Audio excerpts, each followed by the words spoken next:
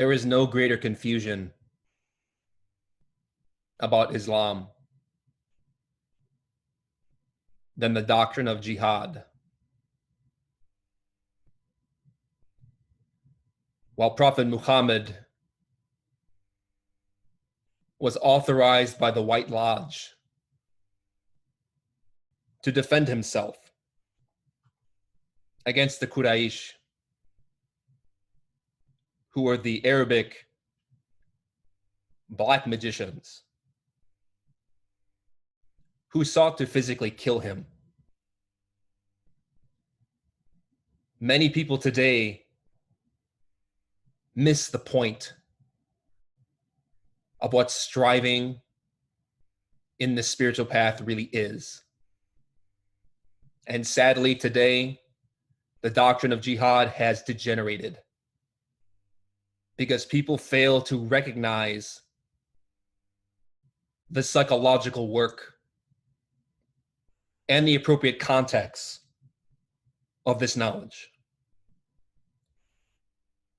The word jihad comes from Arabic, mujahida, and more strictly speaking, it means to strive,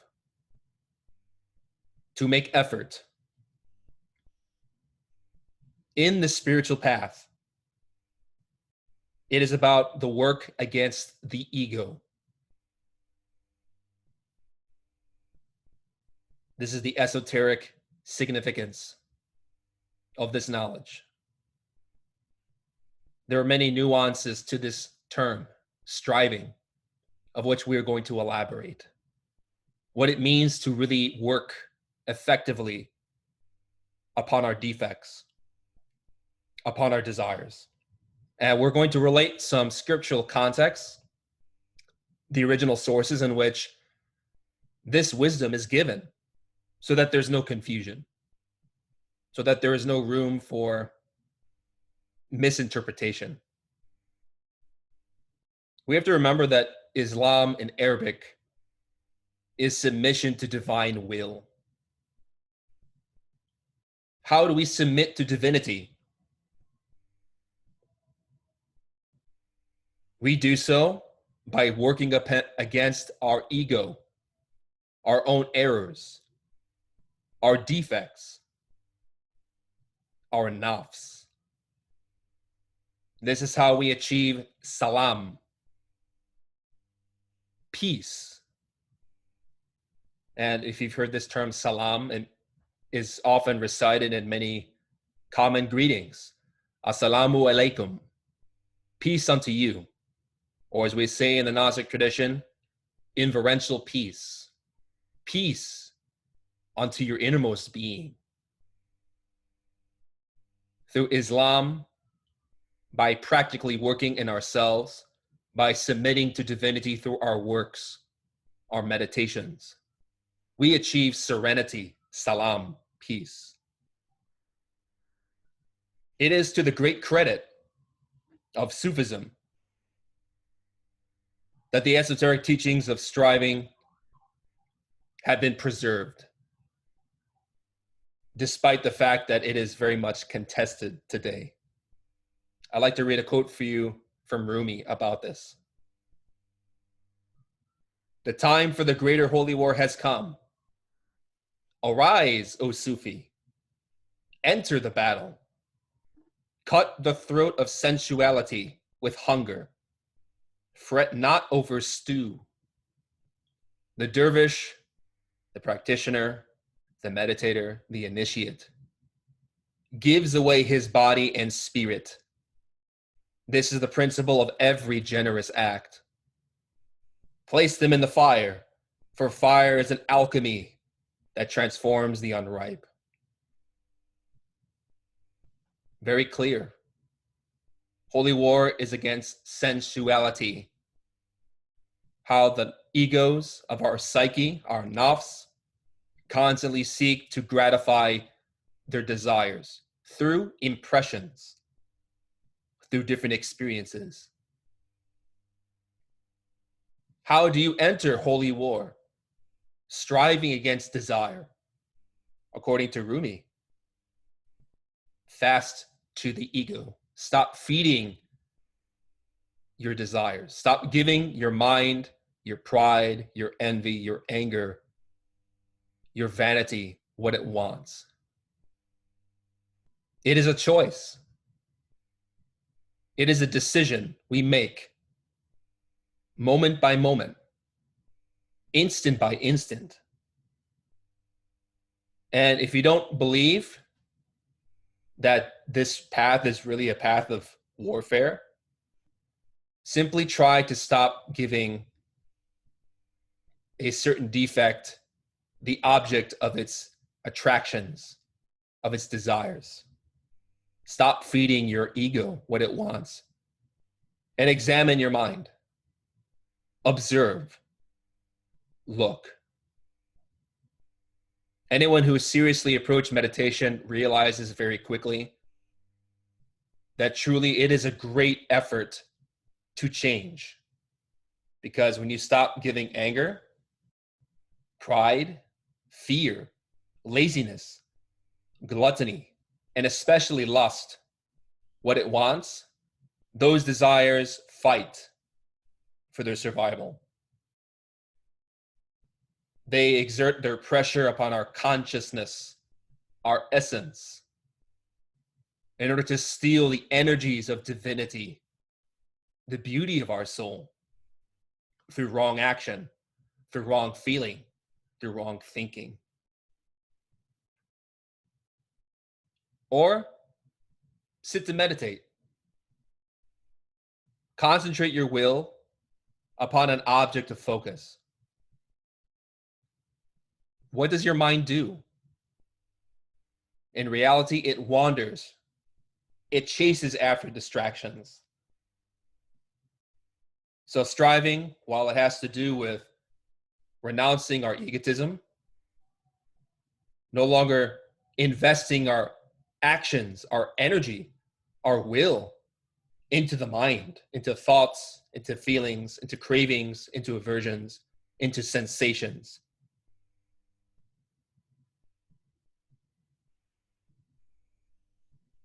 Striving really also has to do with concentrating our will, our efforts, our willpower, so that it is effective, it is profound, it is intentional.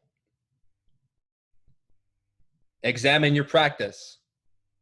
Do you think of other things when you sit to meditate? If you do, if your mind is lost in reverie, in projections, into anticipations, into daydreams, into resentments of earlier moments in the day in which we were gossiped about or lied to, criticized. If we're investing all of our energy into just a muddled state, a churning in the mud, a dullness of mind, it means that we're not really concentrated at all. So we explained previously how concentration is intentional. Awareness, continuity of perception is something that we direct at will. It is not passive. It is a profoundly active state. Cognizant, marked by a vivid intensity, a clarified awareness, a sharp and pristine perception that is able to be directed at will without wavering. Honestly, if we sit to meditate, we can find in the beginning that we try to focus on one thing and the mind is scattered, thinks of other things, conceptualizes, and gets lost in a chain of associative thinking. But how do we remedy this is the question. Of course, we have concentration exercises, some of which we've mentioned before. By taking an object, focusing on it, and not letting the mind think or wander about other things. A basic one we explained was the breath. Working with the energies of our vitality through our lungs, through our concentration, and through our prayer. More importantly, those exercises are only fruitful if we have ethics, control of mind, profound discipline of our three brains: our mind, our heart, and our body, the different centers of our human machine, those parts of us that constantly react to life, to the impressions of existence in every single instant of our life. Concentration and willpower become very strong when we strive against the ego. If our mind starts to wander and think of something else when we're washing dishes, we gently bring our attention back to where we are at and what we are doing, what we are thinking, what we are feeling, and how we are behaving. We have to always bring ourselves back to the moment. This is presence. This is willfulness. To really see what is going on here and now. And if the mind continues to get distracted, and it will, we always return to this discipline, not in a rigid way where we are beating ourselves up for being distracted all day or feeling morbid. Instead, it is the conscious presence, the clarity of remembering and thinking to ourselves, I was distracted here. Let me be vigilant and remember who my being is, where I am, what I am doing at all times. Concentration and willpower are strengthened when we do this. When we learn to pay attention all day, and especially when we act ethically. When we stop feeding so much energy into desire, stop feeding anger, stop feeding lust, stop feeding hatred and pride and vanity. It's inevitable that when you save energy, as you are not feeding the beast, so to speak, you have a lot more force by which to be. However, as you starve a wild animal, it fights. And this is precisely why we study this principle within meditation: striving, the work against ourselves, that precise conflict that any meditator faces as they are starving the animal, when they're no longer giving desire what it wants, the nafs. However, as Rumi taught us, fret not over stew. Don't worry that your mind is agitated, that it's fighting to get its desires, because this is precisely how egos win. We see that our mind is conflicted. Our desires are precisely fighting us to act. They want to feed. But rather than repressing what we see, pushing it away or hiding it, saying this is bad, or feeding it and just giving in, we have to comprehend every single impulse within our interior. This is precisely what striving is. It is the path of serenity. And it might sound counterintuitive. We think of holy war as something violent, exertive, stressful. But in real meditation, the path of striving is a path of equanimity. And for those of you who've studied Buddhism especially, are very familiar with the 9 stages of meditative concentration within every single Tibetan Buddhist monastery on the murals of the walls. It is a map that we've explained in other courses. Precisely the path that leads to perfect equanimity and equipoise gradually takes less and less effort the higher you ascend. Whereas you're concentrating upon your object, you gradually diminish the time in which you forget what you're doing and remember and gain greater clarity in what you are focusing upon. At the heights of concentration, it is no effort. And the Sufis elaborate this as well, especially within the writings of Al-Qushayri. So real striving, real concentration has to be built. It takes a lot of energy in the beginning because we invested so much in wrong ways of behaving. But if you're saving energy, you're going to have the strength you need to work. But many people, they see that the mind is a beast, a monster. And rather than confronting it with serenity, with calm, they end up becoming devoured by their own monster inside because they're too afraid to resist it, to comprehend it in its depth.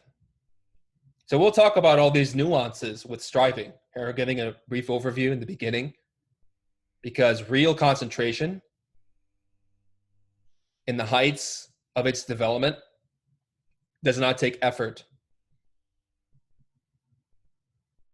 When it is perfected, this is beautifully allegorized in many cultures, such as the samurai.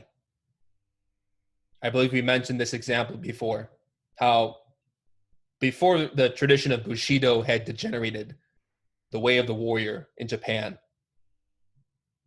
these great fighters would meditate before battle, before they had to defend their home, their families, their loved ones, because they knew that any lack of attention or concentration in the moment could end their life. And so they learned how to fight without effort within the consciousness. So this is an allegory of something very profoundly spiritual and internal. Serenity is what works upon the mind.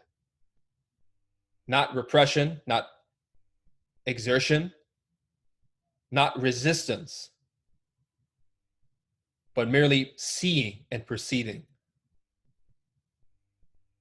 So that internally, the dust settles, the waters settle. If you thrash against the waters in the lake as you are fighting to keep on the surface after being exhausted, then the waters will continue to churn. But if you merely lay back, breathing deeply, letting your body float upon the surface, the waters will calm and the surface will begin to reflect images of the heavens. This is our situation. Strive by learning to be present. It is a very subtle thing, a very nuanced perception, but something that you can only learn through experience. But let's talk about what beautiful action is. Serenity does not exist in us when our psychology is chaotic. There is a type of effort involved in self-remembrance, inner accounting, in Arabic, muhasabah, or self-observation in our tradition. There is effort involved in order to calm the mind in the beginning, where we have to exert a lot of energy to pay attention. And as we said, when the lake or surface of a lake is serene, it can reflect the starry heavens, the dawn, the beauty of the skies. Striving, to be very clear, is not repression or violence against the mind. It is not gagging the mind, distorting it, smothering it. Striving is the effort of the consciousness to remain awake, equanimitous, serene, perceptive, clear, unconditioned, calm, amplified, and penetrative. We learn to develop conscious will, conscious efforts, concentration throughout the entire day. The day is our gymnasium. This is where we learn to observe ourselves, to observe our actions from the perspective of a filmmaker watching an actor. The actor is the ego within our three brains, and the filmmaker or director is our conscience, our consciousness. We observe, we gather data, look at the facts. Do not distort any details that you see. Simply look. Of course, in the beginning, it's very frightening because we look at ourselves and we see so much madness inside. It's very overwhelming, and it should be, because this is the reality of our daily state. However, as you're learning to observe yourself and learning to fulfill that inquietude in your heart, that conscience in your heart, we learn to transform situations and enact beautiful action, beautiful ways of behaving. This is something that the essence knows how to do with fidelity, with perfection.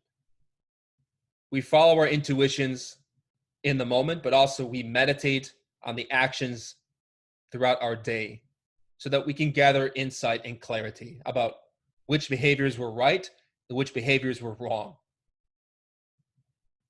But let's talk about what this beautiful action is, because this is something essential to Sufism and Islam, and especially for our Gnostic studies. Tifereth in Kabbalah is a Hebrew term for beauty. It is the human soul, where we get our fraction of consciousness known as the essence, the real essence of who we are, which emanates from the divine. In Islam, in Arabic, beautiful action relating to human willpower is known as ihsan, which is where you get names like Hassan, Hussein, meaning beautified will. It is generosity. It is diligence, the ability to work hard and to endure. It is compassion, love for others even when one is suffering intensely. It is inner strength, the ability to face hardships that seem insurmountable, to have the patience to endure great hardships. And it is inner peace, which is the ability to perceive, like in this image, the clarity of heavenly states to which we direct ourselves in prayer. Astrologically, in the Kabbalah, the Sun and Venus relate to Tifereth. Venus is the star of love, and it is the symbol of Islam. You have the crescent moon and the star of Venus, the symbol of that religion, which is very compelling and beautiful, especially within the context of this lecture. Yesod in Hebrew, the foundation of our spiritual work. For Yesod in Hebrew means foundation. Is symbolized by the moon. And within Islam, we know that we must transform the moon into a sun. We have to transform our lunar mechanicity into the creative genius of a sun, of a solar logos, of a God. Why is the moon a symbol of the ego, our defects? The moon is mechanical. It basically governs many processes in our planet that belong to nature. It doesn't take any effort to do it. It simply is. The moon governs ocean tides, flux, plant animal life, even menstruation within women.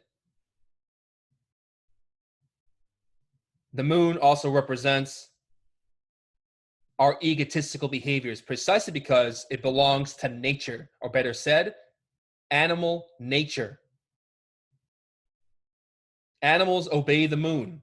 You've seen nature shows or have walked in the woods at night. Many creatures exist because of the lunar influence. They obey it. Likewise, our ego obeys mechanical action. It is in itself mechanical ways of behaving.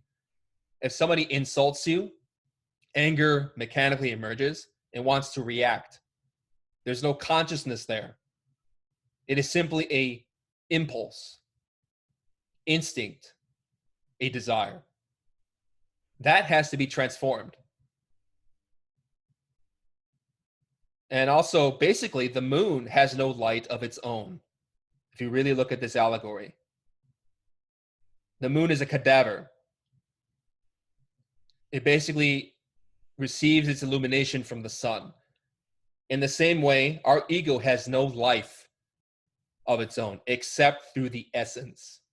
Because each defect, each ego, like anger, pride, resentment, vanity, laziness, lust, traps the essence. It is the essence that is conditioned within that desire, that processes in accordance with its own function, its own mechanical conditioning. This is why we have to free the soul trapped within desire. This is the meaning of holy war. To cease being a mechanical puppet of nature. To stop reacting like an animal. To stop chasing after so many desires that get nowhere. But unfortunately, this is what humanity loves and worships. But here we're choosing to study something different. To be different. The essence is the seed of a solar creativity, a profound spiritual genius in life that knows how to create beautiful situations and circumstances with grace, without effort. It is the mirror that reflects Allah when it is polished through dhikr, remembrance of the divine. Real, profound, beautiful action is solar. It is creative. It generates new circumstances.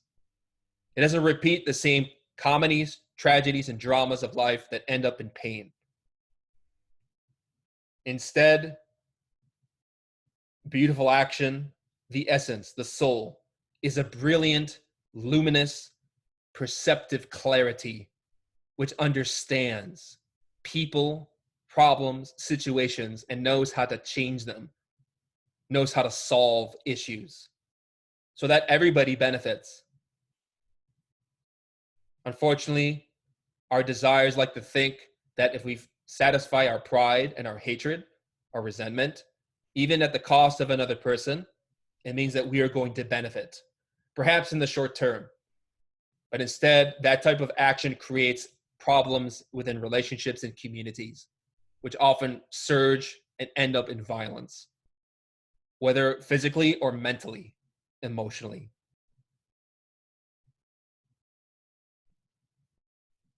I like to relate a quote from The Principles of Sufism by Al-Qushayri that elaborates these points. I heard Abu Ali al-Daqqaq say, if someone beautifies his outer being by struggling against the passions of his ego, God will beautify his inner being with the vision of him. God Most High said, those who struggle for us, we will certainly guide in our ways. Surah 29, verse 69. This is why ethics are essential in meditation. They cannot be skipped. What does it mean to beautify our outer being?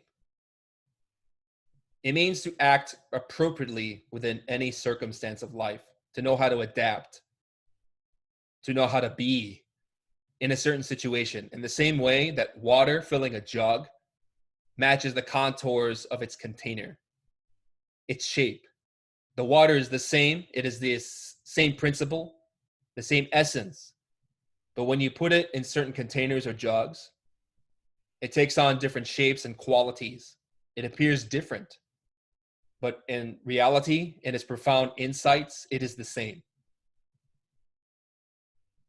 We have to beautify our inner being and beautify our outer being by learning to act in ways that are beneficial for humanity.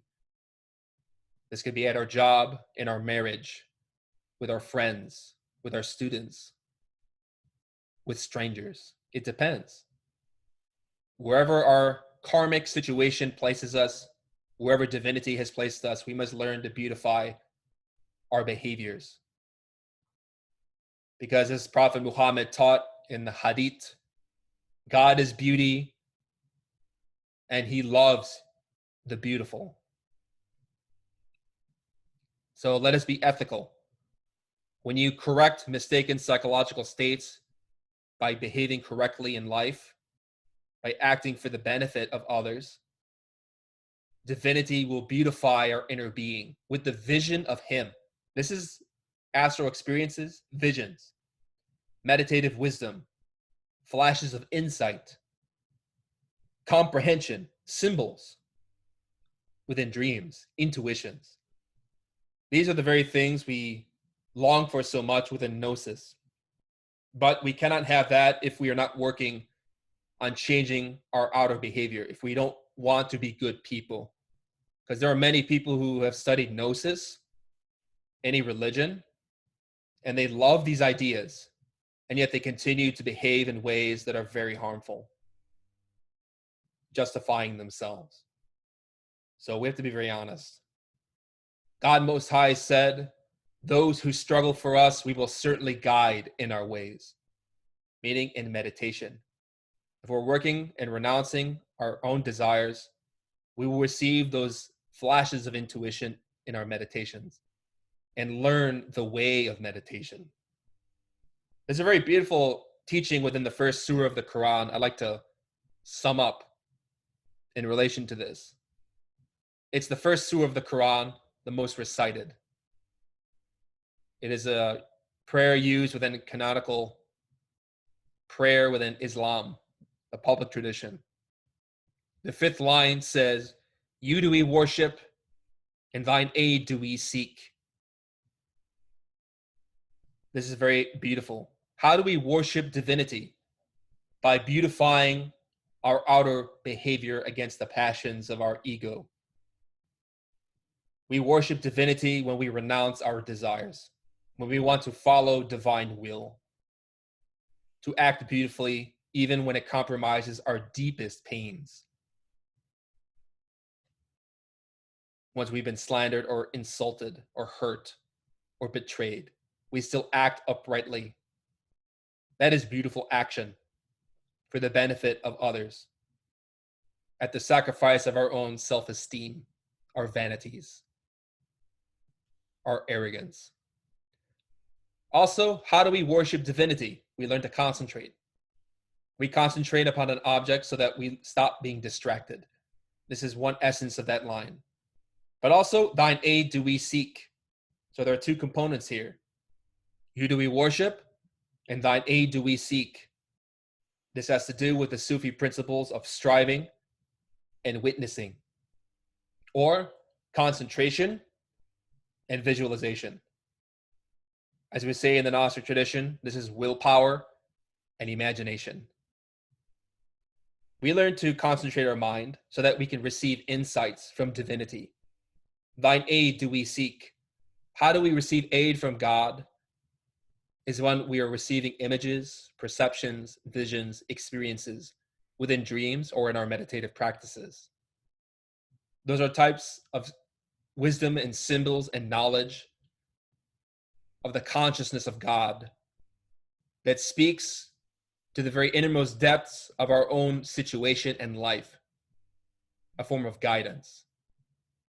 For certainly we will guide you in our ways, says divinity here.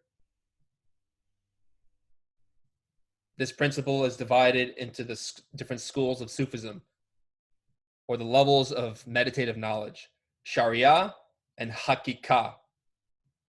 Sharia is ethics, it is the law, how we beautify our outer being.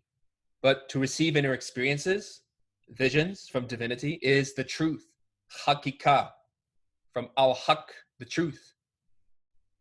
It is knowledge of divinity, it is gnosis, marifah. And what is the way to reach that point? To bridge the two stages of the path. Ethics and experience is tariqah, which is meditation.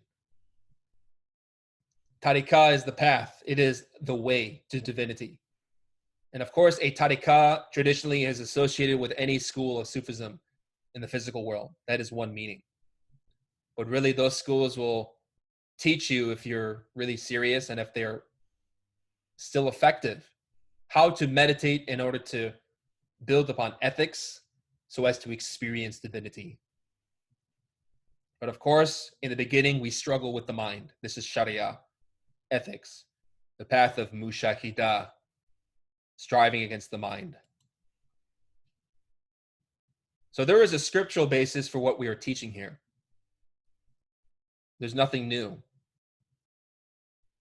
Jihad, striving, has two distinct forms that we also study and learn in our tradition, although there are some differences from the mainstream public teachings of Islam and Sufism.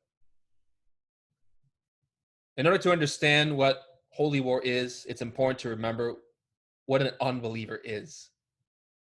In Arabic, the term is kafirin, for singular kafir. It means to be a polytheist, an unbeliever, an infidel. There is a surah in the Qur'an called Al-Kahf, meaning the cave. It's interesting that the term unbeliever sounds like kafir, or plural kafirin.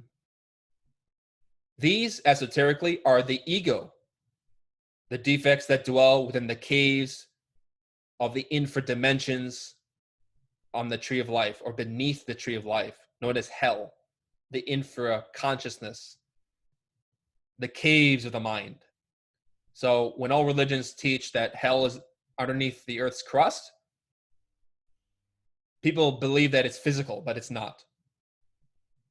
In the interior of the earth, within the inner dimensions of nature, is where the egos belong.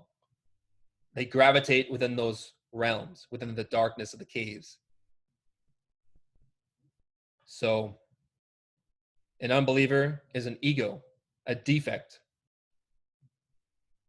So, in synthesis, there exist unbelievers or egos in our mind for which we should show no mercy. And then there are black magicians, people outside of us, kafirin. We call them demons. They live in the infra dimensions of nature too. But though they are unbelievers, we should show them compassion.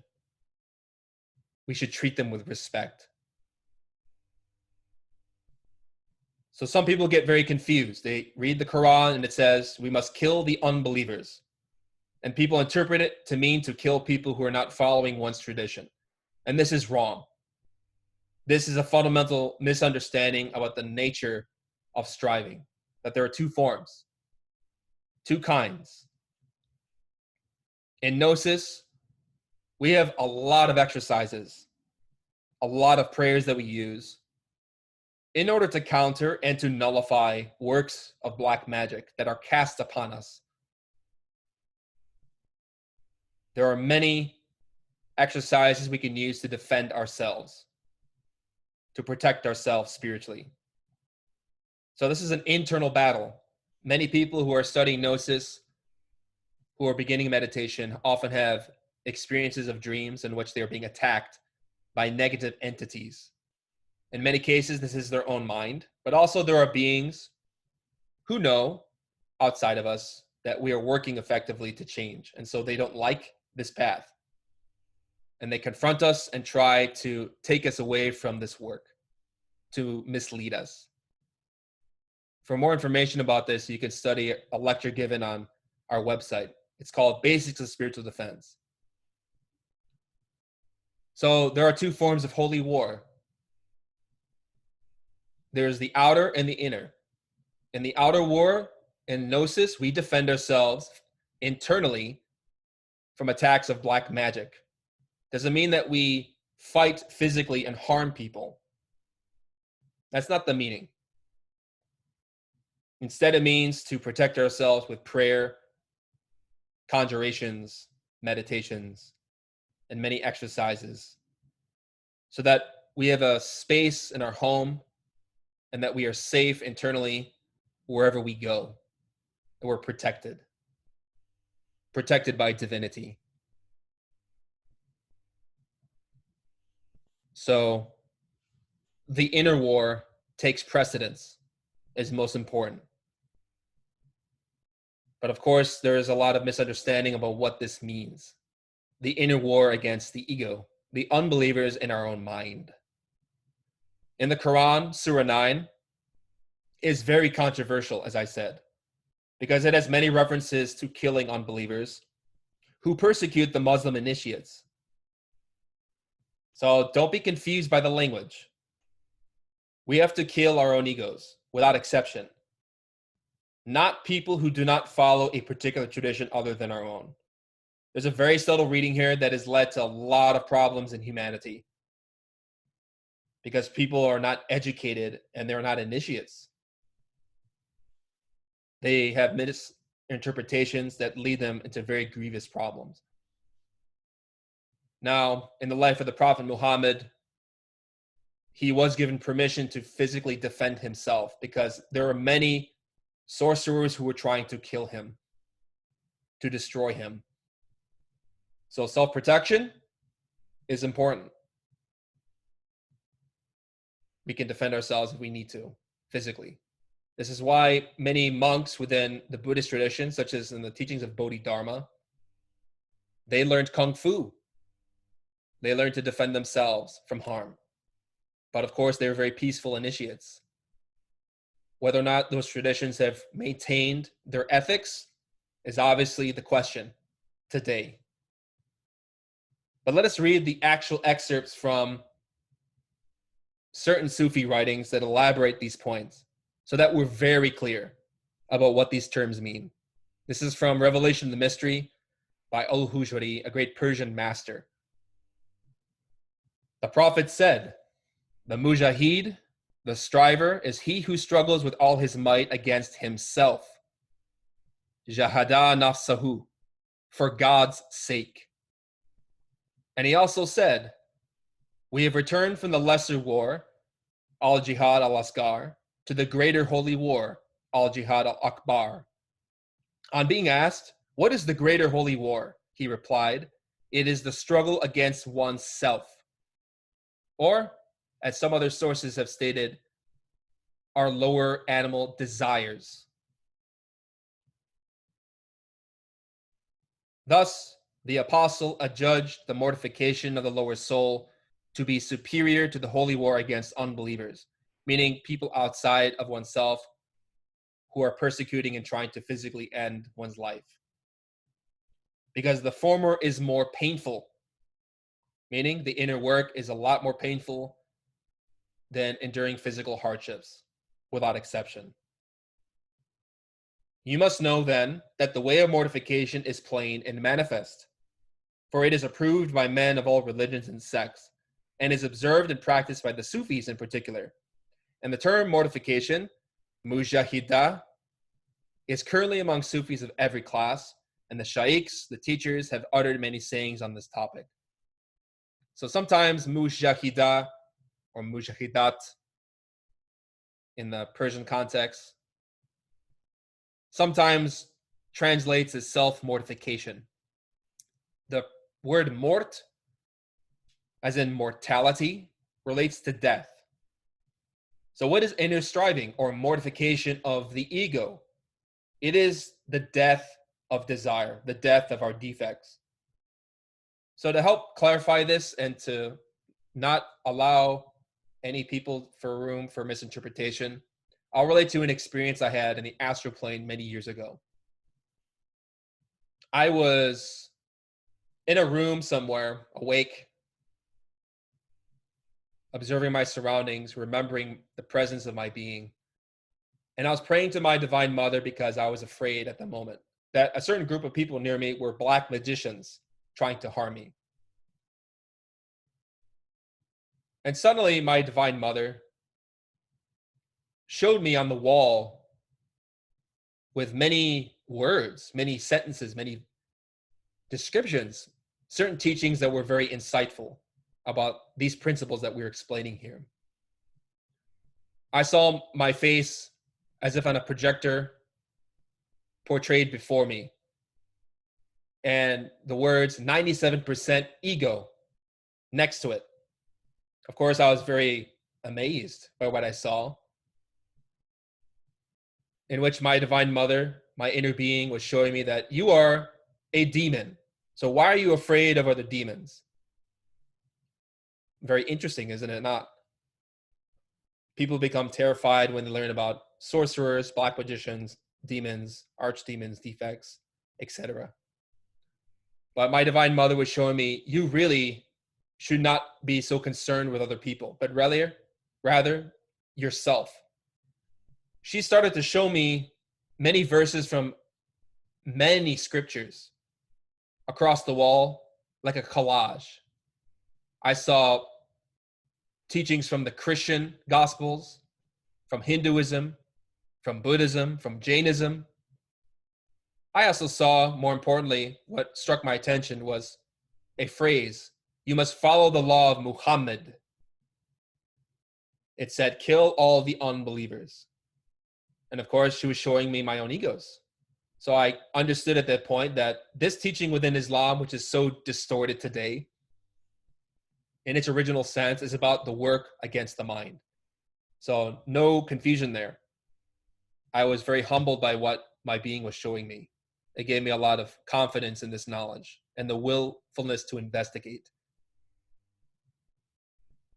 So let us be concerned about our own defects. And if you're being attacked internally by extra normal, or supernormal forces from negative entities, black magicians, use the prayers and conjurations to defend yourself.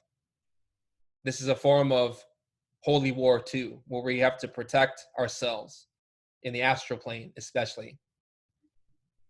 We live in very different times than that of Muhammad. So no comparison there.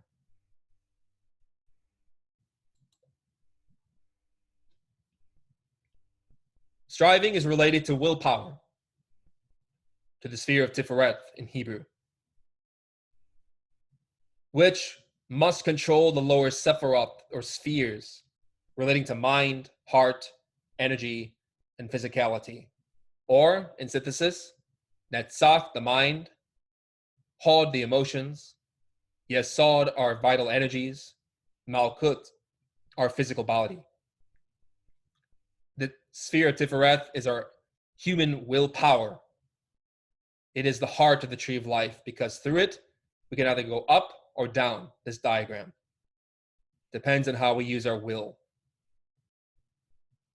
Whether we strive against the lower Sephiroth, our own egos, our defects, or learn to obey divinity above, through Geburah, the justice of divinity, our conscience, our consciousness, Chesed, the merciful,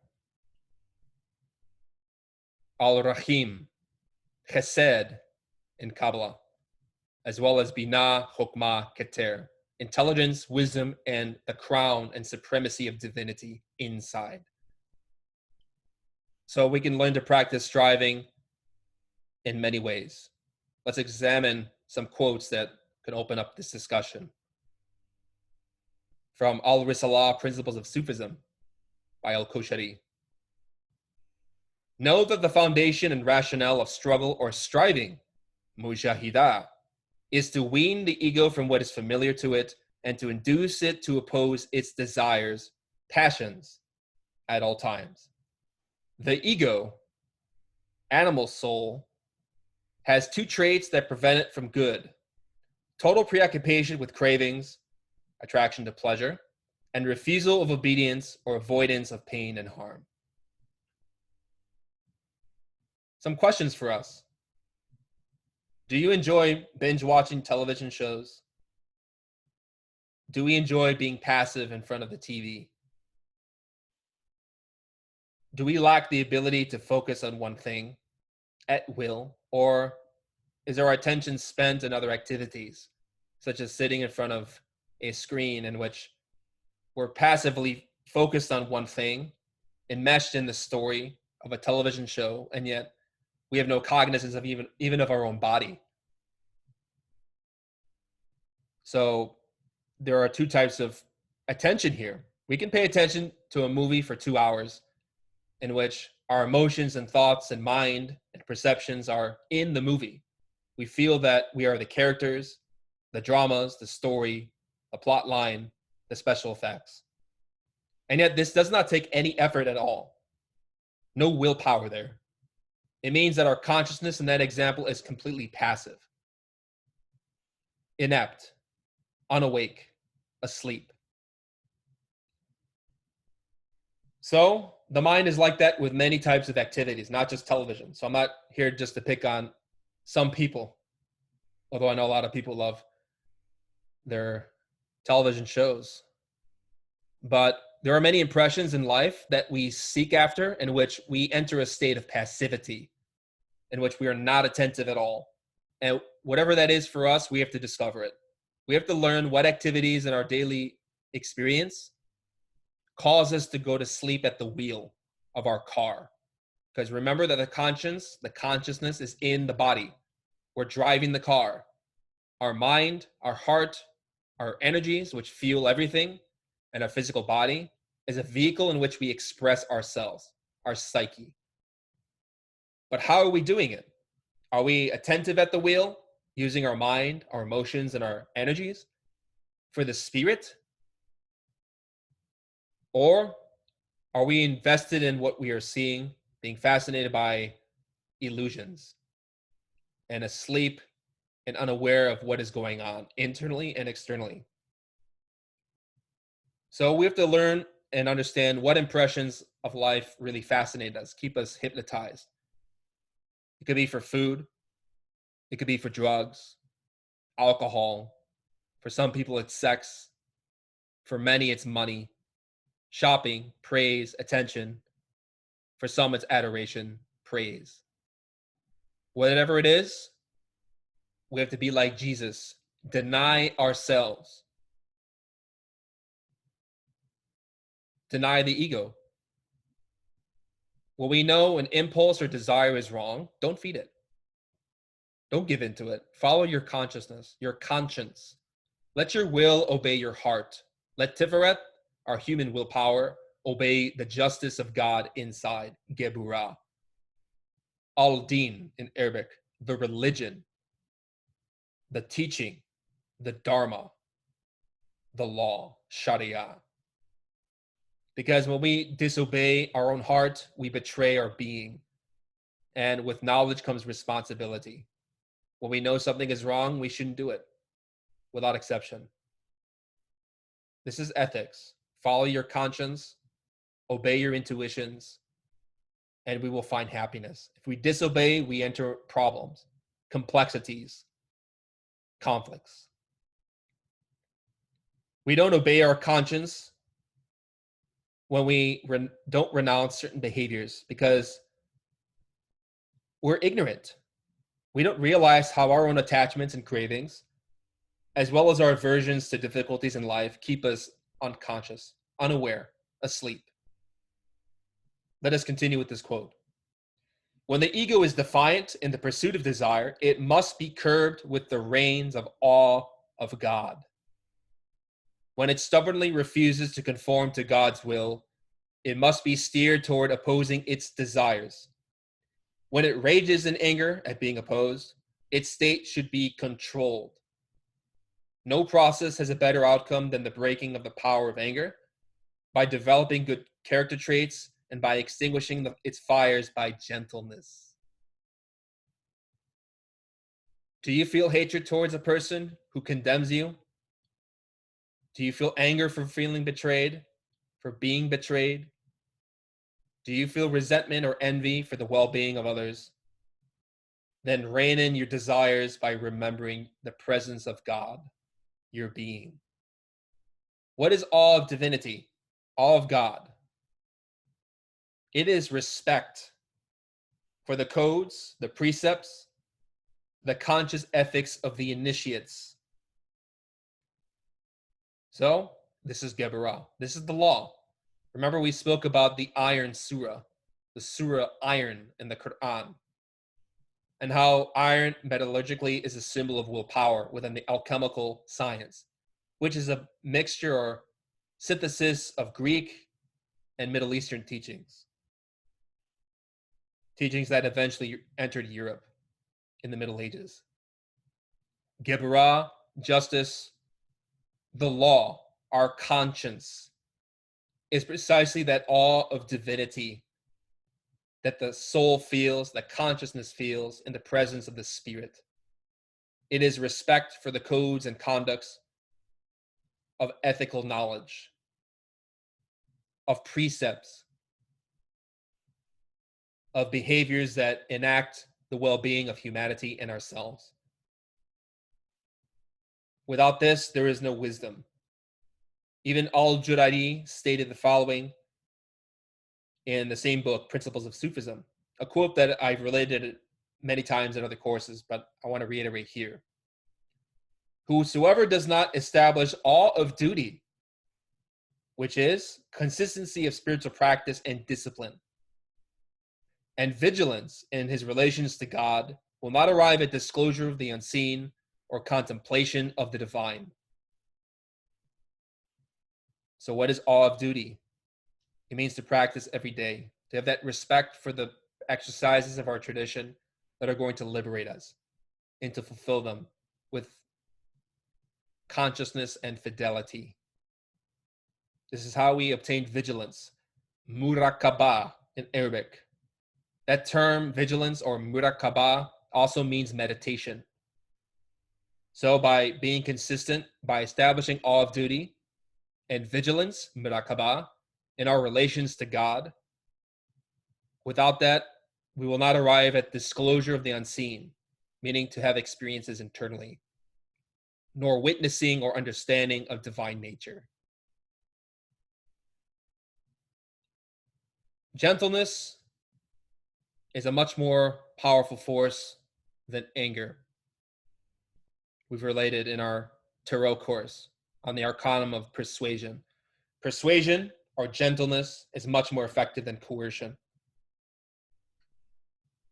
So it's interesting that anger is disempowered when we develop good character traits and by being gentle, being serene, being calm. For as Prophet Muhammad taught, the strongest among you is he who controls his anger. So let us control our anger. Let us learn. We're not going to be perfect. We're not going to manage to do it every day. But if we can continue trying and are consistent, if we have that awe and reverence of our being in our work, then we will do it. We will learn. We have to use the reins. We're trying to tame an animal that has never been educated. But if you learn through discipline to tame the elephant of the mind, it'll become our best friend rather than an adversary. Again, the following is from Principles of Sufism. And if the soul finds sweetness in the wine of arrogance, it will have become incapable of anything but showing off its great deeds and preening itself before anyone who will look at it and notice it. It is necessary to break it of this habit, dissolving it with the punishment of humiliation, by means of whatever will make the soul remember its paltry worth, its lowly origin, and its despicable acts. This is a very subtle teaching. This does not mean we go out and beat ourselves up, physically or mentally. The mind cannot reprimand itself. The intellect cannot resolve problems of a moral, conscious, ethical nature. Consciousness must have remorse. We've explained extensively in our previous lecture. It is one of the constituents of repentance. But it has to learn how to act ethically, in a dignified way, in a compassionate way. Perhaps we argued with someone and later we felt remorse, regret, even though we still feel too proud to want to ask forgiveness. Humiliation in this sense, according to the scripture, is that we go to the person that we wronged and ask for forgiveness in a gentle way, in a sincere way. Even though it's painful for our pride doesn't want to kneel before this person whom we think we are better than. And so the mind fights and argues and spits and screams and yells. However, when we kneel internally in this regard, it is the most beautiful action. Since our essence, our conscience, knows what is right. It is right behavior. We feel dignity and serenity in our soul, even though our desires fight to exert dominion over us and the other person.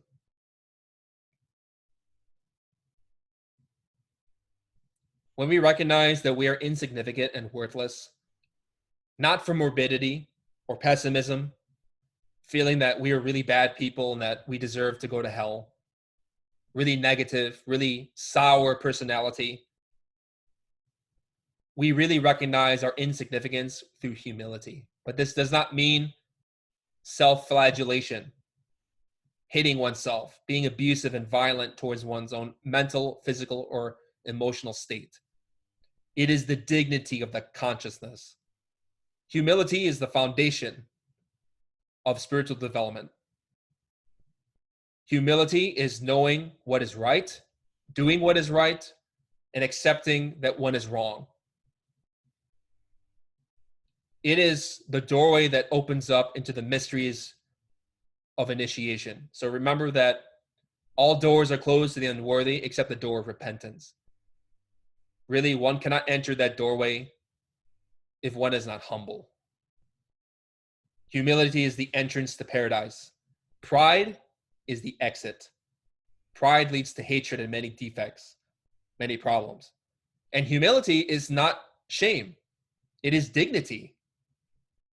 It knows it has no reason to boast, no reason to think that it is great, to go before the whole world and say, I am a great meditator or I am a spiritual person. Really, humility knows that there's nothing to brag about, but this doesn't mean that one is a shameful person, a negative person. In fact, it is the most positive, ennobling characteristic a person can have, because it is the door that leads to many virtues. So humility knows how to adhere to a beautiful form of strength, nobility of character, brilliance of character, creativity in action. It is the power of the soul.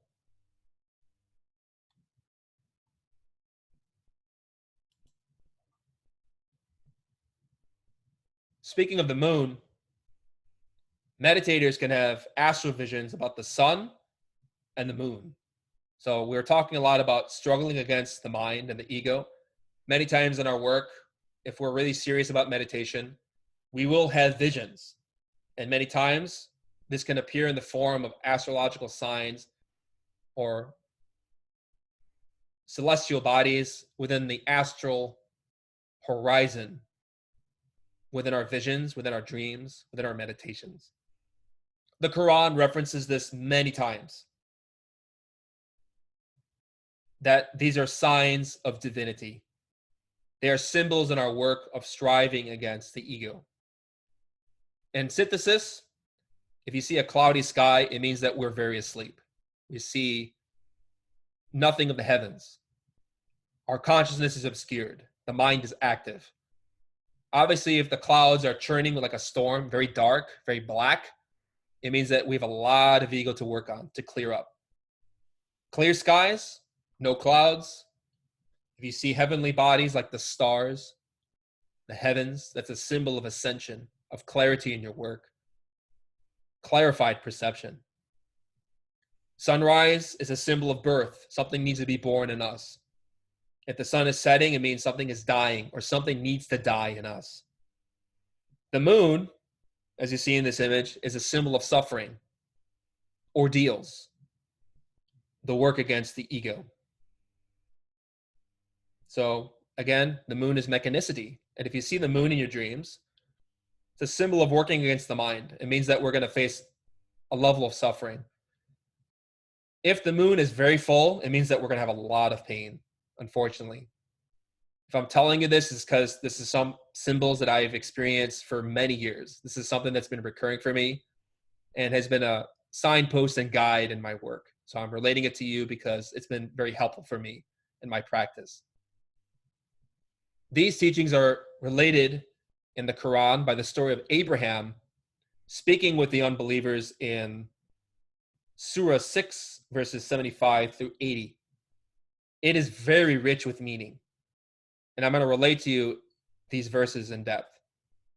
So traditionally in this excerpt, he's trying to convert the infidels to monotheism. However, many Muslims interpret these verses as Abraham seeing the stars, the sun, the moon, and literally thinking that these astrological bodies are God, or astronomical bodies, excuse me. Esoteric Muslims reject pantheism in general, which is the belief that divinity is within nature, since they believe that God is omnipresent, omniscient, and that he is not within natural created things. And in the esoteric sense, this is true, primarily because Allah, the no in Arabic, the nothing, the absolute abstract space, is beyond creative phenomena. It is the potentiality in an unmanifested state. That is the matrix or seed plot from which all creation emerges. So this is where we synthesize that knowledge, or how we differentiate ourselves from some other interpretations. This story from the Quran is often very misinterpreted. That somehow Abraham, who is the founder of 3 world religions, was very confused and thinking that God is literally the moon, the sun, and the stars. Instead, this verse or these verses are very beautiful for meditation. They are a symbol of striving in the work of our inner practice, our inner meditations themselves. I like to relate them to you in length. And thus did we show Abraham the realm of the heavens and the earth, that he would be among the certain in faith. So, as I said, inner visions of the skies relates to certainty in meditation. You want to know where you are in your work? Internally pray and ask as you fall asleep what your level of being is. And when you wake up in the astral plane, you can leave your home and look up at the sky to see what is the quality of the horizon. That is the answer. For me, I've always awakened in the astral plane in my old home growing up.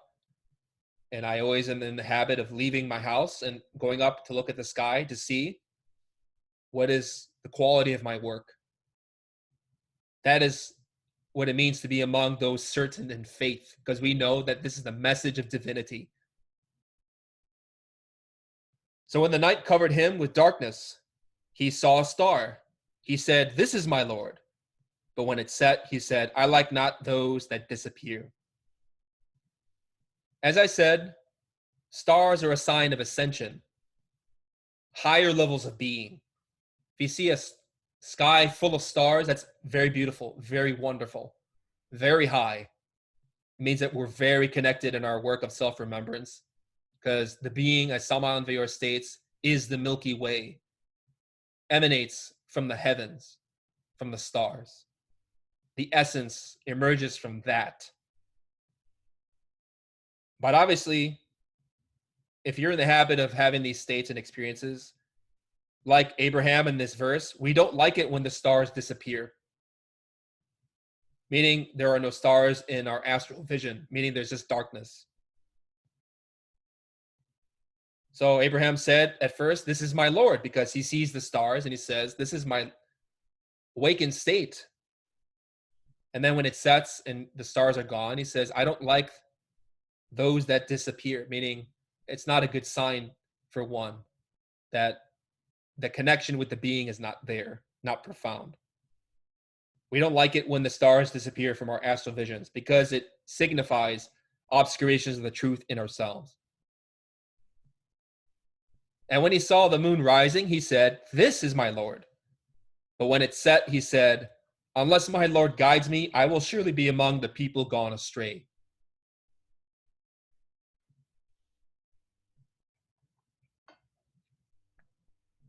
So the moon is incredible suffering, unfortunately.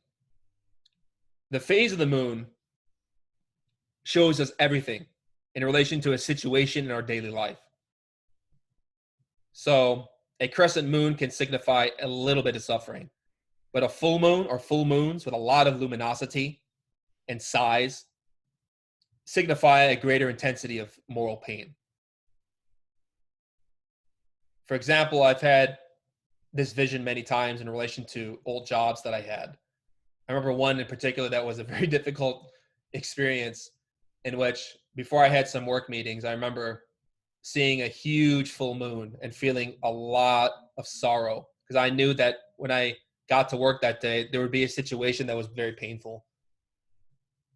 So in preparation from that vision, I was meditating and praying a lot and being very vigilant in my daily life to wait for the moment in which certain egos would arise in relation to an ordeal, because those symbols and visions are meant to guide us in our daily existence, in our daily life. And this is why Abraham said in the Qur'an, unless my Lord guides me, I will surely be among the people gone astray. Because unless divinity guides us in those difficult moments in our physical life through very painful ordeals, we could leave the path easily. So we get that wisdom and guidance because we need it. We need that assurance and faith in our being that we will be fine if we are remembering him. And when he saw the sun rising, he said, this is my Lord.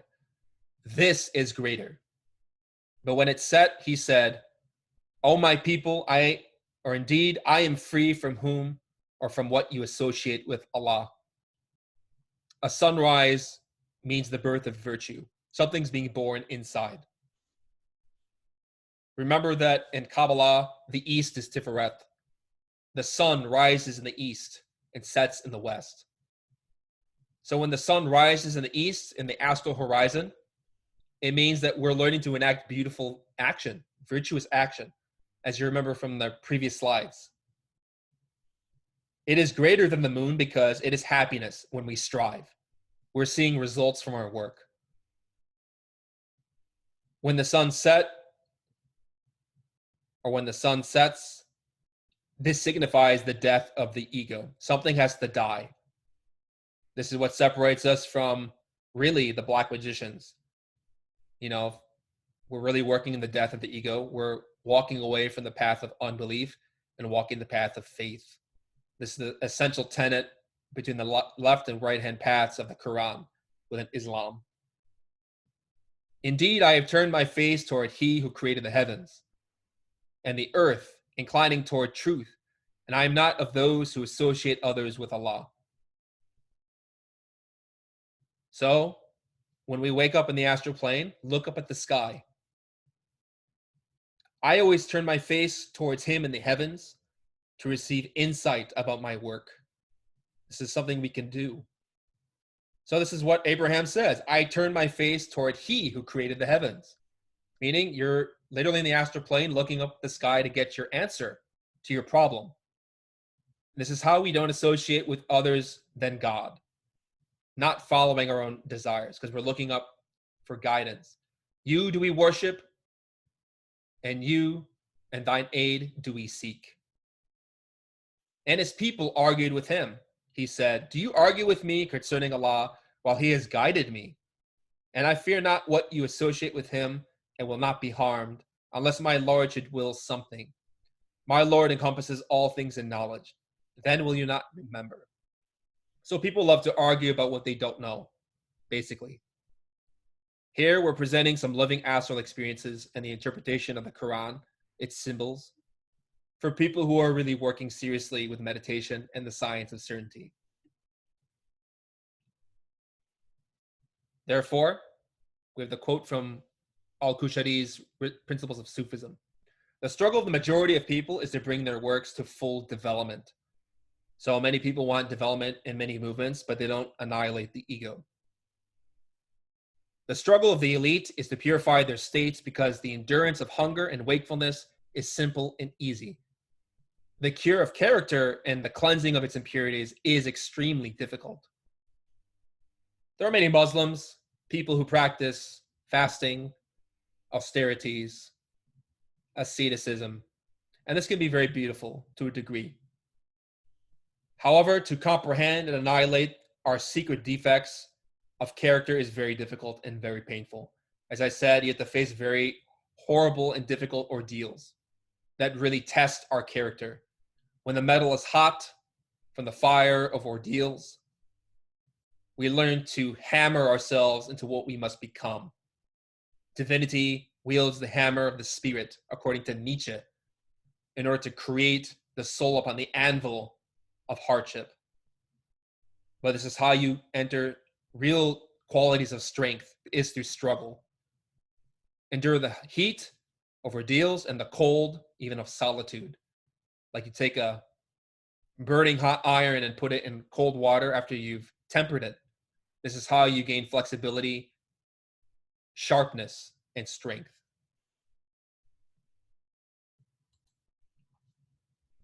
The death of the ego produces illumination. Samuel and Vior explained that if the seed does not die, the plant is not born. The ego must be annihilated to liberate the essence. And the liberated essence awakens to reality. You want light? Remove the clouds. Eliminate desire. Curb your appetites. Renounce bad behaviors. And comprehend those egos at the end of your day or in the morning hours. And pray for their annihilation. You cannot have inner experiences if you are not working to eliminate the conditions of the psyche. This is verified by the Sufis from Al-Hujari's Revelation of the Mystery. While all mystics have affirmed the need of mortification, meaning the death of the ego, and have declared it to be an indirect means of obtaining contemplation, mushahida, Saul asserted, a great master asserted, that mortification is the direct cause of the latter. And he attributed the search a powerful effect on the attainment, so that he even regarded the present life spent in search of the truth, in meditation, as superior to the future life of fruition. If, he said, you serve God in this world, you will attain proximity to him in the next world. Without that service, there would not be this proximity. It follows that self-mortification, practiced with the aid of God, meaning our visions in meditation, is the direct cause of union with God. Or as the Sufis state, subsistence in divinity, baka, union with God, is only achieved first through fana, annihilation of desire. So people want mystical experiences without fulfilling the necessary actions for the realization. If you're familiar with Buddhism, this is one of the stipulations of karma. You cannot receive the corresponding results without fulfilling its corresponding action. Meditation is based on laws. Experiences, visions, witnessing the truth in meditation and the internal worlds is impossible if you don't remove the conditions that obscure your vision. Think of it this way.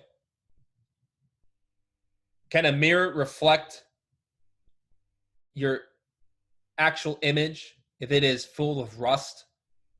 This is a beautiful allegory given in Sufism by Rumi and many other initiates. Even Ibn Arabi, who is considered the greatest of Sufi teachers within the Muslim tradition. The mirror is your soul. It cannot show the truth of your condition if it is rusty, if it is imperfect, if it is not polished. And the way that you enter purification is by striving against imperfection. Polish the mirror. You polish the mirror by rubbing against it with a cloth. And as Rumi said, how can you reflect perfectly divinity if you resist every rub? To paraphrase. You want to have vision internally? Clean your mirror. Clean your clairvoyance, your imagination, your perception, your vision, so that you can see. Superior worlds of nature vibrate at higher levels of being, less levels of density than our own. If your mind is dense with hatred, with anger, with ego, if it is heavy like lead, then you're going to sink. You're going to see within the infrared of nature, which is the hell realms. That is where we gravitate. Or, to use the Arabic Kabbalah, the tree of Zakum, which is the tree of death within Islamic mysticism. In this image, you see a man kneeling in prayer. He has the Arabic letters inscribed upon his silhouette. La ilaha Allah, Allah. There is no God but God. It is the Shahidah. La ilaha illa Allah. There is no God but God. There is only the being. This is the statement given by Muslims when they declare their faith. And for Gnostics, it has to do with the fact that when we really perceive God in meditation, we say at our level that there is no God but God. There is only the being. There is no ego obscuring my vision of the truth. But to do that, we have to really work in prayer, a lot of discipline, which is why Hujari states the following in his book, Revelation of the Mystery. Those who strive to the utmost for our sake, we will guide them into our ways. Surah 29, verse 69. I.e., whoever mortifies himself will attain to contemplation. Mushahida, or the word for meditation, also in Arabic.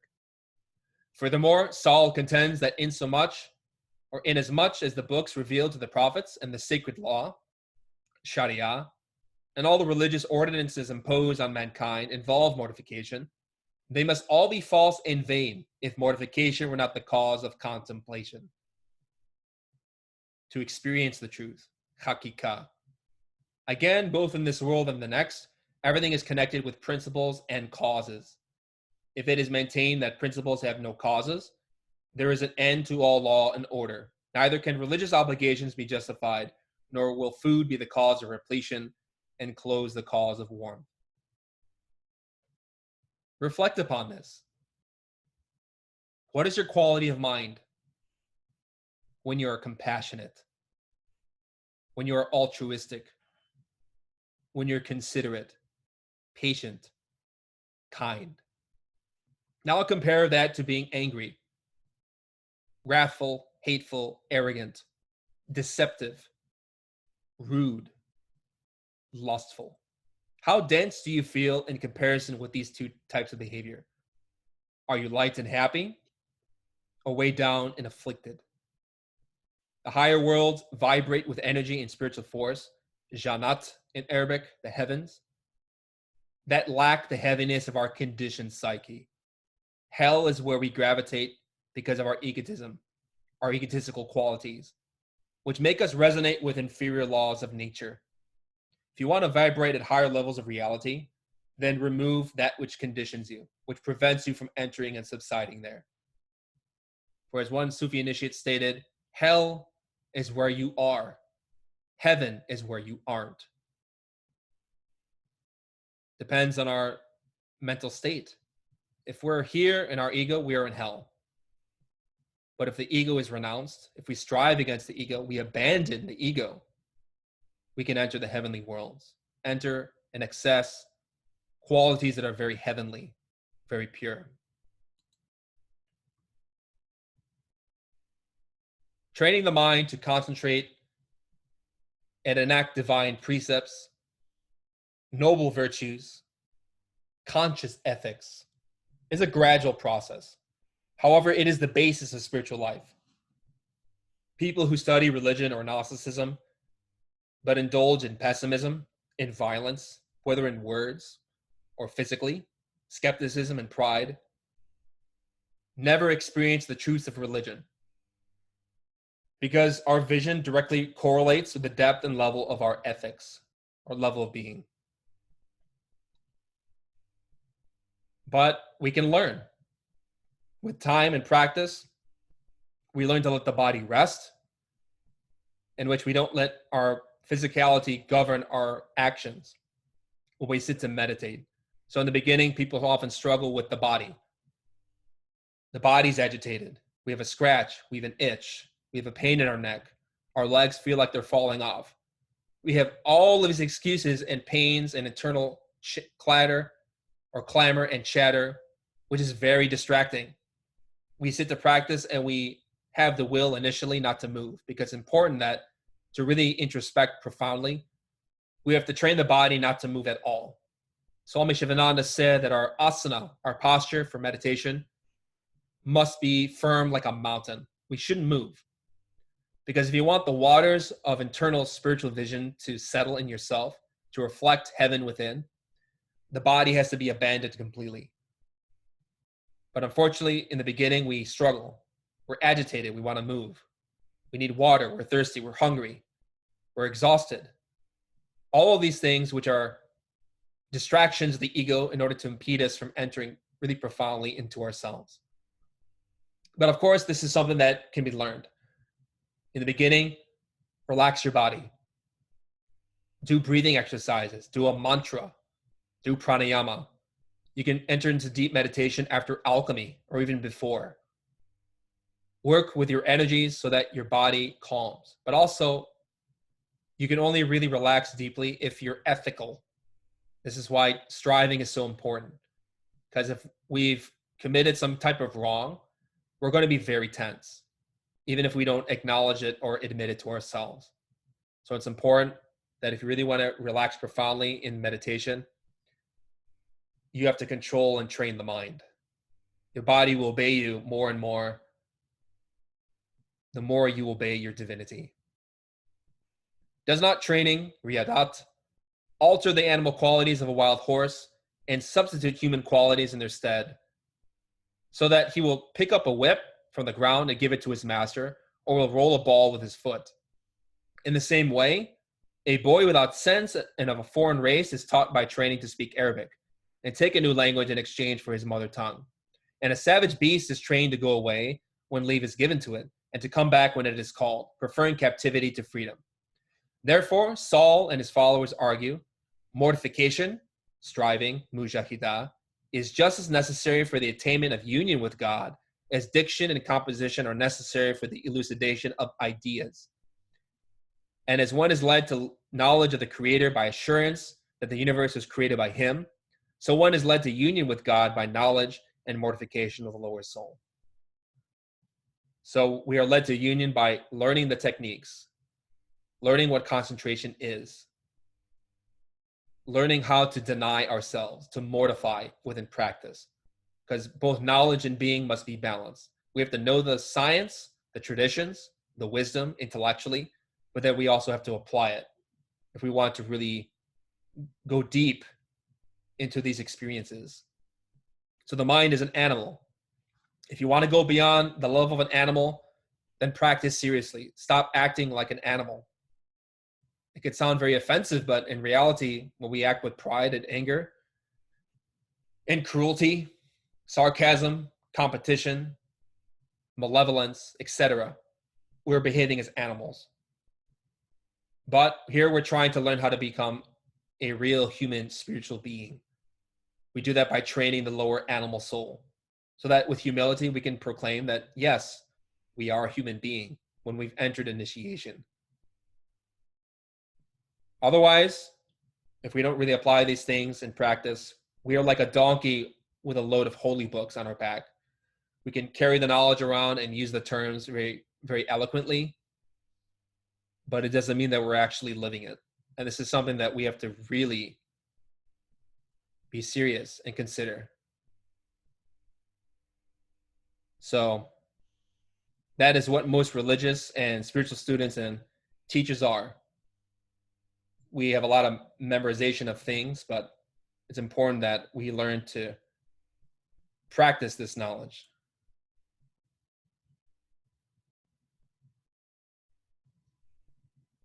In synthesis, there are 3 ways to strive.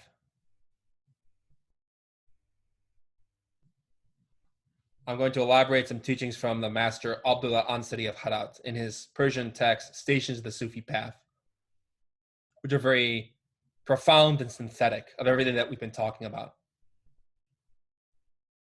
Striving is to fight against one's ego, nafs, against evil, dev, and against the enemy. God the Most High says, strive in God's cause as you ought to strive. Surah 22, verse 78. Striving may occur in three ways. One way is to confront the enemy with the sword. The second is to confront one's ego by means of wrath. And the third way is to confront the evil or devil by means of patience. Let's elaborate on what these synthetic principles are. Those who strive, mujahidan, with the sword, are of three groups of people. One group are those who strive and are rewarded for their striving. The second group are those who are exhausted but are forgiven for their exhaustion. And the final group are those who die, are killed, and are considered martyrs. Shahidin, or shahid, to witness the divine. So what is that sword? Of course, people think it's physical. In reality, it is a reference to the kundalini, zayin in Hebrew, the creative fires of the sun that rise in the spinal column through the work of initiation. This kundalini in the eternal planes is a flaming sword, which guards the initiates against negativities. We use this force in order to reject sorcerers internally in the astral plane. So divinity rewards us by defending ourselves from witchcraft. For example, in the lecture Arcanum 7, relating to the Hebrew letter Zayin, the power of the Kundalini, I had an experience in which I overcame an ordeal in the astral plane and was later confronted that night, or better said, early morning, 4 a.m., by a group of sorcerers in the astral plane who were seeking to harm me. And in that instance, I remember to use the prayers of our tradition. I especially used the Conjuration of the Four. I covered my solar plexus with my left hand and used my right hand extended outward in the form of the pentagram, which is a holy symbol of the Gnostics, representative of the true human being, ihsan, beautiful action that knows how to follow the conscience of God, al-din, the religion of divinity. And in that way, I was invoking my being to pray and manifest through me to reject these entities. And in that instant, there were explosions and bombs and gunfire in the astral plane from my being as a symbol of the type of force that my inner God was exerting upon these negative entities. And so I remember being very humbled by this. Obviously, I didn't feel that I deserved for my being to protect me, but because I overcame an ordeal, because I strived against myself and overcame and conquered in the astral plane, he was helping me. So this is how we fight with the sword against the Black Lodge, is with the fires of our creative energies to reject those negative forces. And in that way, divinity honors us, crowns us. You can listen more to that lecture and that course on the Eternal Tarot to learn more about those principles. Dovetails into this lecture.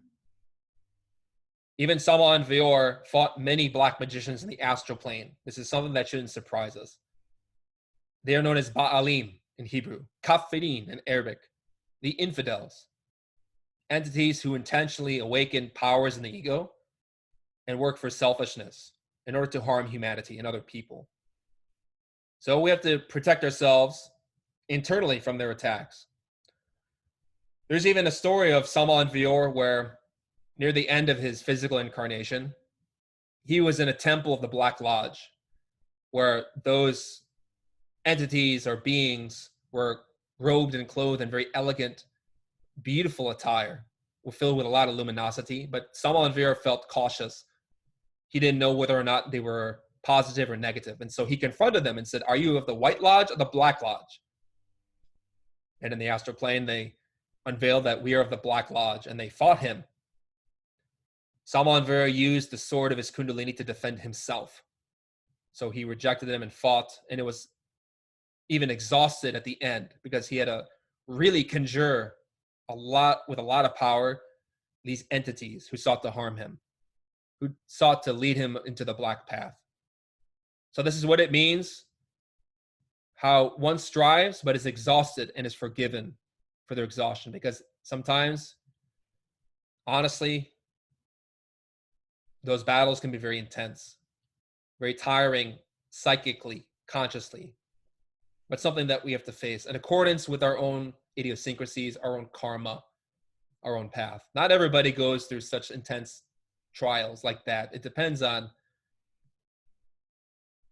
really the specific karma of a person. But of course, we have to learn to defend ourselves regardless, no matter what our situation is.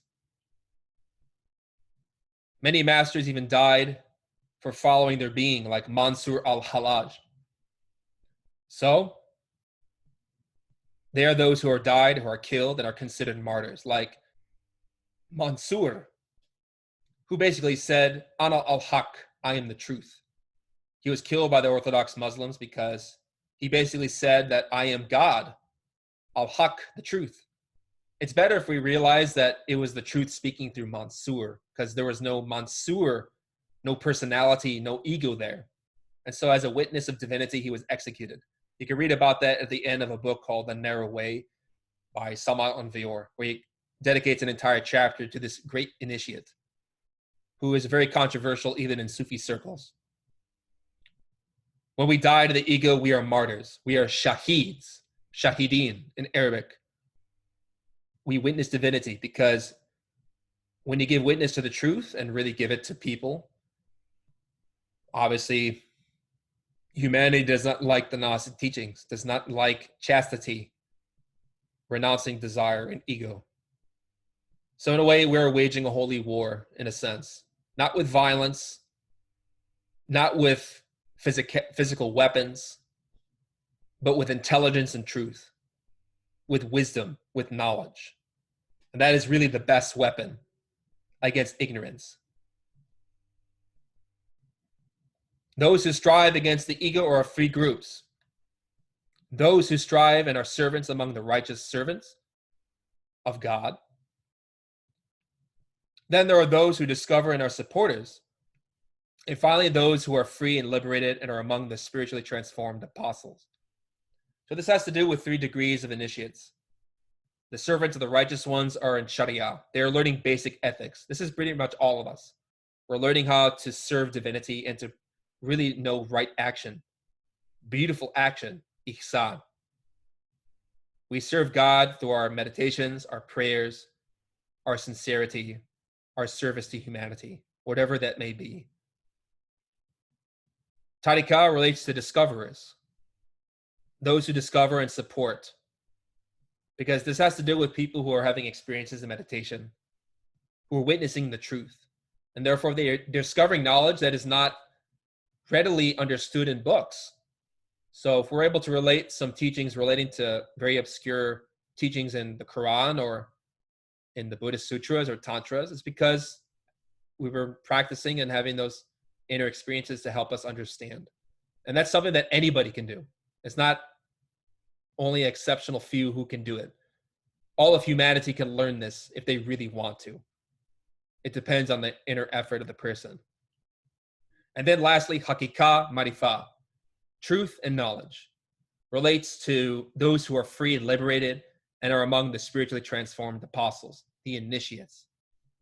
Those are people who are perfected in mastery, really high levels of meditators, who can access samadhis at will, like Samal Vior, who would simply let his body go to rest and he would immediately leave his physicality and enter the internal worlds. We struggle even to be present physically, let alone enter the astral plane. But this is something that is accessible for people who have shifted their entire center of gravity within the being. Lastly, those who fight against the devil are of 3 groups of people. One group are those who continuously seek knowledge and are among those near to God. Then those who are obedient and thus are considered sincere ones. And then there are those who are pious and are thus considered the friends of God. Awliya. Awliya, better said. The saints, the initiates. So let us be clear. Many people in Gnosis get petrified and terrified of black magicians. And personally, since I've been in this knowledge, I've had a lot of experiences internally and even physically with people attending groups or even attending my group here locally who are sorcerers, who are awakened and developing powers in the ego. Despite the fact that these people are very confused and ignorant and are committing harm, demons and witches should not be approached with violence. We should not approach these people with any type of aggression, with anger. And of course, for some people, it's very difficult, and many get sensitive and identified with their attackers. And this is how many entities like demons or sorcerers, witches or warlocks are able to influence people, because of fear and anger. The way to confront these types of people is with compassion. They can't harm you if you love them, but doesn't mean that we ignore the problem. This is why we have prayers and conjurations to defend ourselves psychically. So we can love a person, but they can still hurt us. This is why we learn prayers and conjurations and learn to distance ourselves if necessary. But we don't condemn anybody. We don't point our fingers at people and say, so-and-so is a witch, therefore they're going to be excommunicated.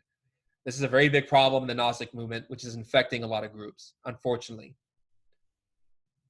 In reality, if anyone needs this knowledge more, it's them. Therefore, we should have mercy by showing them the teaching, by explaining it to them, by explaining how their behaviors are causing harm for themselves and others, and respect their will.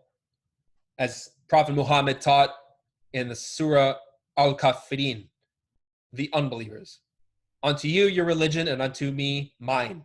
I do not believe what you believe, or I do not follow what you follow, neither do you follow what I follow. And let them be. Let them be. But learn prayers and rituals, protect yourself, defend your energy so that you're safe. But don't be paranoid. Don't be afraid, because that's how these types of people break through your barrier, so to speak. It's through fear and anger and pride.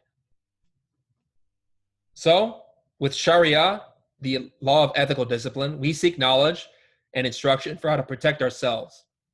This is the beginning of wisdom. We're brought near to divinity this way. For those who are obedient and thus considered sincere, this has to do with people who are consistent in meditation, practicing each day, transmuting energy each day, sacrificing each day, annihilating the ego each day. And the last level, hakika, marifa, truth and knowledge, has to do with the saints, people who are very pious. And piety is something humble, deep, lasting. A sense of integrity which is unshaken. It is the inner character of great masters like Jesus, Buddha, Muhammad, Krishna, Samael, and Veor. They are the friends of God because they know the truth. They have experiences at will, and therefore they are familiar with divinity. So there are levels amongst the strivers. Obviously, we are in the beginning. We learn to change what we can change here and now. And in synthesis, I like to relate how if we are working effectively in our practices of renouncing the ego, we are learning to change each day, meaning practice retrospection meditation, as we explained previously in the previous lecture on repentance. Learn to transmute your energies. Work effectively with mantra, prayer, pranayama, or sexual alchemy if you're married. And learn to serve others. This is how we really strive for divinity and for humanity. This is how we transform ourselves. At this point in time, I'd like to open up the floor to questions. You're welcome to type in your questions in the chat box for those of you who are new, or you can use the raise hand feature and I will unmute you. We have a question. When doing runes, can you not move from your posture like meditations? That's a very good question. Now, with certain runes, there are movements that one enacts, like the rune Olin, especially, where you learn to transmute your energies through movement. Now, when you're performing the runes, you obviously have to move yourself into position. And like with the 7 vowels, the 7 runic letters, you learn to position your body in those different postures sequentially. So when you make the rune, you have to hold your position while you're prolonging the vowels, such as E, E, O, U, A, M, S. So with that practice, you do have to move. But when you're in the position themselves for each vowel, each letter, when they prolong, do your best not to move. Because the important thing is that while you're making the posture with your body, you're learning to focus on the vibration of energy in yourself and the circulation of those forces. So the physicality or the physical posture is one thing. It's like an antenna that attracts cosmic energy. But when you're in the position, learn to focus on the force itself and the power of your prayer, your introspection. So these are exercises that are very useful in order to charge our body with very necessary vital forces, emotional forces, mental forces, spiritual forces. And in that way, after you perform those runes or sacred vowels, you can sit and relax and enter meditation itself. The runes are very powerful for that. They give your consciousness a lot of energy so that your concentration and prayer can be very deep. So when you enter those positions, don't move for each vowel, but make whatever movements you need in order to enter the different runic postures.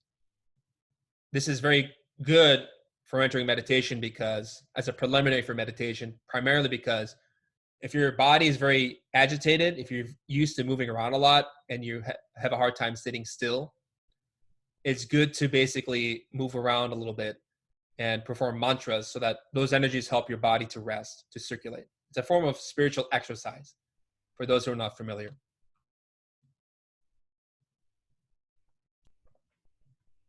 We have a question. It's so easy to give up because my monster ego seems impossible to manage.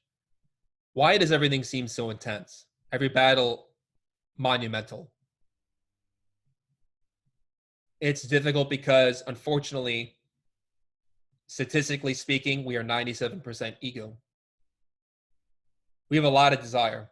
And as I related to that experience to you about my divine mother showing me my portrait and then those different verses from different scriptures, I was at first very alarmed. I felt weak and sad and disappointed in myself and ashamed because I realized I'm worrying about other people being demons and ignoring the fact that I am 97% ego. So I felt overwhelmed too. And it's easy to want to give up. But the reality is that we have divinity inside. You have your being. And there my divine mother was showing me, you must follow the law of Muhammad, meaning kill your ego. It is really a battle. It is monumental because the results are incredible. If we succeed, we will become a divine angel, a being, a master. But to fail is to become a demon. There really is no other outcome in this science. This is something that Sama and VR mentioned many times, and it frightens many people. But really, this is something that should give us encouragement. Because as the Qur'an teaches, truly, you fear the infidels. Really, you should fear Allah, your being, for he is more terrifying than any unbeliever. Really, in essence, your being is more mighty than any archdemon, than any fallen initiate, than any evil creature that engages in witchcraft and manipulation and deception and wicked things. This is not to inspire anger and hatred towards black magicians, but really to have compassion for them. Because really they only have power in hell, but really the being has power in heaven, hell, the earth, and if we reach that point, the absolute. Really, defeatism is a very big problem for people. We give up because we feel that we're not educated enough or we're not capable enough. You can read about an entire chapter in The Revolution of the Dialectic by Sama and Vior, where he explains the ways to overcome defeatism. The reality is that you can change, and that if you have remorse and you want to change, then you can. The ego lies. That is why it is an unbeliever. Each ego commits shirk in Arabic. It means to split, basically. It is to believe in many gods, meaning many egos, many defects, many desires, but not divinity. Really, divinity is a power that is to be contended with. And when you're working in this knowledge, you will face hardship and challenges and difficulties. The solution is to meditate on the qualities of your being, the virtues of your inner God, and to remember his power. Because when you see how your soul is capable of the most beautiful action, the most serene compassion, the most unfaltering courage in the face of hardship, then you will be willing to endure the worst. Obviously, it's not easy. This is why this path is taken by very few. Many Muslims pray the Fatiha, which is the most recited verses of the Qur'an. It is the opening of that book. It's a very powerful prayer that you can recite and remember and visualize and meditate upon, because it is very inspiring. Especially if you're having challenges, you can reflect on those verses, especially. It begins with Bismillah ir-Rahman ir-Rahim. In the name of Allah, the compassionate, the merciful. Meaning, Hokmah, Christ, and Kabbalah, in Christian esoteric Gnostic Kabbalah, and the merciful, Hesed, the Spirit. Praise be to Allah, Lord of the worlds, meaning Binah, the intelligence of divinity that organizes and creates all things. The compassionate, the merciful. Referring to, again, Hokmah and Hesed, but also Allah is Keter, the supremacy of divinity, the power of divinity. Master of the day of judgment, relating to Geburah, the justice of divinity, who is inside of you, your own conscience that knows right from wrong and has the power to change. You do we worship, and thine aid do we seek. Within Tifereth, your human willpower. You concentrate within your meditations as worship, and you receive aid within your human soul through meditative experiences. Guide us to the straight path, meaning the middle pillar of the tree of life, your spinal column. Alif in Arabic, the straight path of the initiates of the bodhisattvas of compassion and hearts. The straight path. Guide us to the straight path and guide us on the straight path. The path of those who have not incurred your wrath, who have bestowed your favor, and in those who have not gone astray. Meaning in Netzach, Hod, and Malkut, the physical world. That prayer is very powerful. It is a visualization of the entire tree of life. And you can remember those qualities in you, because really divinity is in you. Therefore, what are we to fear? Divinity is more powerful than any demon. Rely on your divine mother. She is the one who can rectify any situation. We have a question. Would you be able to suggest somewhere that very clearly explains how to practice pranayama? Yes, if you stay after, we'll give you some links. You can look at Kundalini Yoga by Samal and Vior, as well as the Yellow Book by Samal and Vior, especially. We give a lecture called Breath, in which we explain in this course how to practice a mantra called Hamsa, which is a form of pranayama as well. But we'll also provide you some links here too. Any other questions?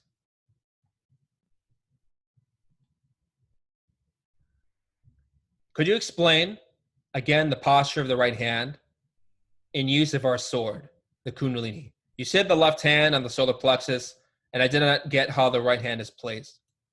So when you conjure in the astral plane, you take your left hand and cover your solar plexus. This is because the left hand is receptive, we receive solar forces within our abdomen in our left hand. The right hand projects solar energy. So if you're familiar with chains within our tradition, we receive with our left hand by holding hands with a group of people, and our right hand is facing down, which transmit solar creative energy. The left hand is up, the right hand is down.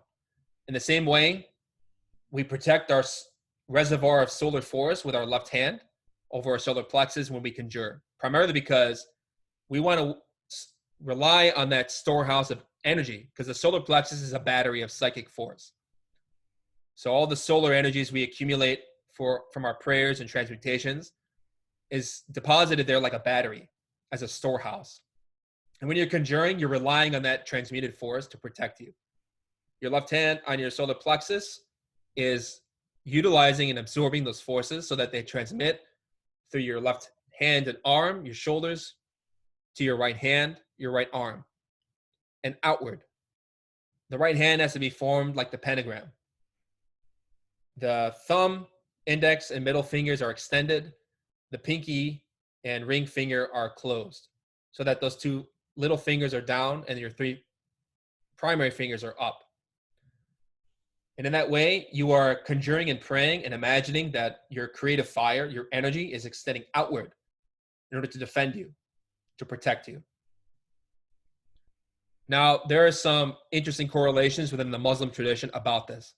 When Muslims pray in masjids and mosques, they place their right hand over their left. They hold their wrist with their right hand, their left wrist with the right hand. That's a symbol of how the right solar forces must conquer the lunar animal mechanicity. And when one prays in that position, one is asking divinity to conquer the lower animal self. This is why in the Qur'an it mentions many times that the unbelievers of the left-hand path try to mislead the followers of the right-hand path, which is the initiates. For more information about that, you can study Arcanum 8 in our Tarot course, the Arcanum of Justice.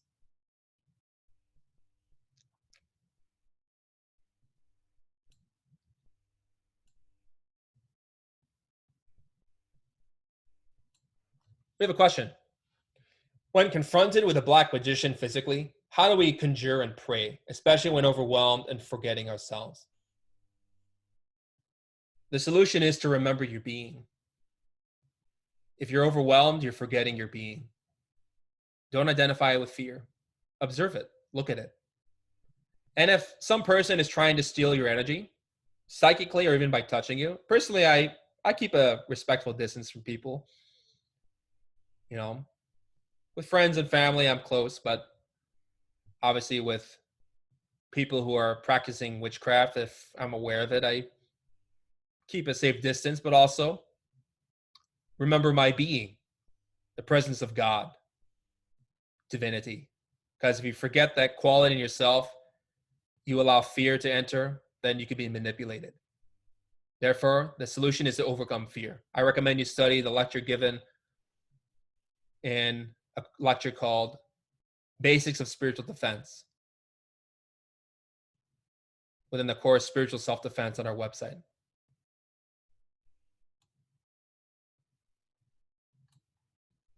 In synthesis, the best way to defend yourself against black magic is to comprehend and eliminate your ego.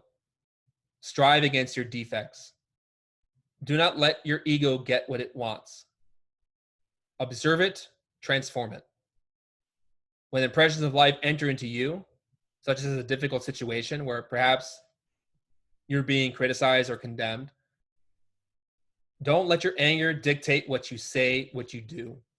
Transform the impression of that situation, meaning you see what's happening outside, you're observing the reactions internally, but you do not give your energy to your ego. You comprehend yourself in that moment.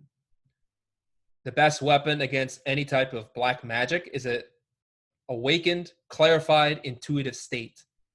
A correct psychological state is able to unmask traitors and overcome any obstacle, according to Samal Vior.